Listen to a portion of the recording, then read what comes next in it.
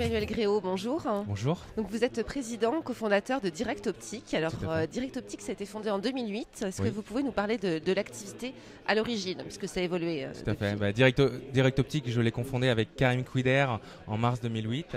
À la base, on sortait d'un VIE pour un équipementier français à Séoul. Et tous les deux, avec l'envie d'entreprendre, on a décidé de créer un site internet de vente de lunettes.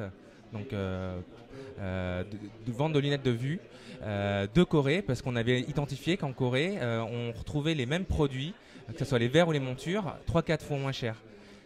Et sachant qu'on n'avait pas les moyens de lancer un magasin en France, on a décidé de lancer une boutique virtuelle, un site internet. D'accord, donc vous étiez basé à Séoul à l'époque? Voilà, alors on était basé à Séoul, on connaissait rien au secteur, on savait que c'était un monopole, c'était assez cadenassé. Mais on a cherché à rencontrer les différents intervenants, les industriels. On a appris à connaître ce secteur et réussi à s'approvisionner en direct, ce qui permet de vendre maintenant 3 à 4 fois moins cher. D'accord, donc ça c'était le début de l'activité. Tout à fait. Ça s'est développé tranquillement, bien. Voilà, alors contrairement à beaucoup de nos suiveurs, on va dire, nos concurrents qui sont arrivés par la suite, au départ on n'avait pas de business plan. Le but c'était de se faire plaisir et de créer une entreprise avec peu de moyens, de tester cette idée qu'on avait eue, parce que en mars 2008, vendre des lunettes par internet, ça paraissait un peu fou. Ouais. Surtout si vous rajoutez le fait qu'on était en Corée, qu'on connaissait pas le marché, qu'on n'avait pas d'argent.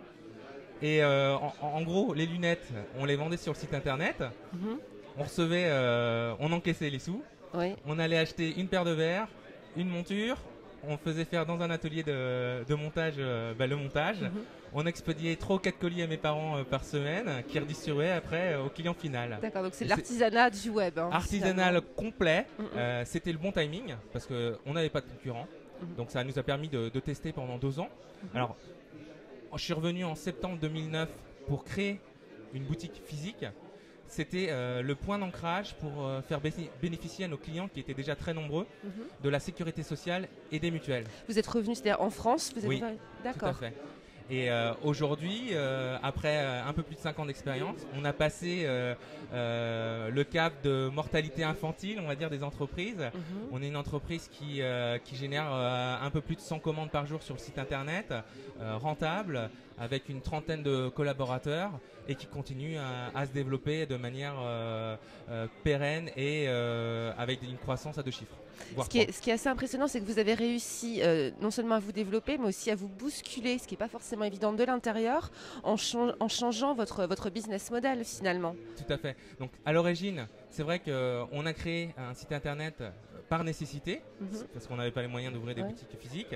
On est arrivé en France avec les premiers profits de la société. On a créé un petit magasin qui était sur une autre enseigne, ce qui nous permettait de vendre un peu plus cher pour couvrir nos frais. Aujourd'hui, on change de cap encore et on ouvre des boutiques Direct Optique avec la même offre du site internet et le contact physique de l'opticien. D'accord, et en plus c'est une sorte de délocalisation à l'envers, puisque vous êtes parti d'Asie pour... On est toujours, j'ai toujours mon associé et une équipe d'une dizaine de personnes en Corée, dont la majorité sont des Français qu'on a fait venir là-bas ou qui étaient déjà présents. D'accord. Et présents aussi à Nantes et dans les principales villes françaises. Qu'est-ce qui a été le plus compliqué dans votre parcours depuis 2008? Est-ce que c'est l'aspect financement? Est-ce que ce sont les démarches administratives? Alors, déjà, tout est compliqué quand on se lance dans la création d'entreprise. Il faut toujours avancer. La partie financement, c'est sûr que c'est quand vous êtes sur un marché grand public, vous êtes en face de grandes enseignes comme Flelou, Optique 2000 ou des concurrents pure players qui ont levé énormément de moyens. Il faut s'accrocher, mais il faut se concentrer sur votre offre, votre qualité de service et vos clients qui, finalement, ce sont les meilleurs ambassadeurs de votre marque. Les coûts marketing d'un site internet sont tellement élevés aujourd'hui qu'il faut travailler sur cette fidélisation et le fait que vos clients contents vont vous recommander à d'autres. Ce que vous dites est assez intéressant, parce que c'est vrai que beaucoup de créateurs aujourd'hui se disent « je vais commencer sur internet, ça coûte pas cher et ça va être facile ».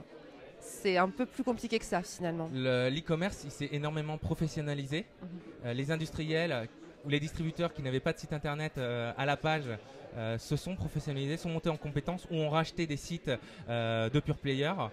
Aujourd'hui, c'est assez complexe et ça demande beaucoup de moyens. On a eu la chance d'être là au bon endroit, au bon moment.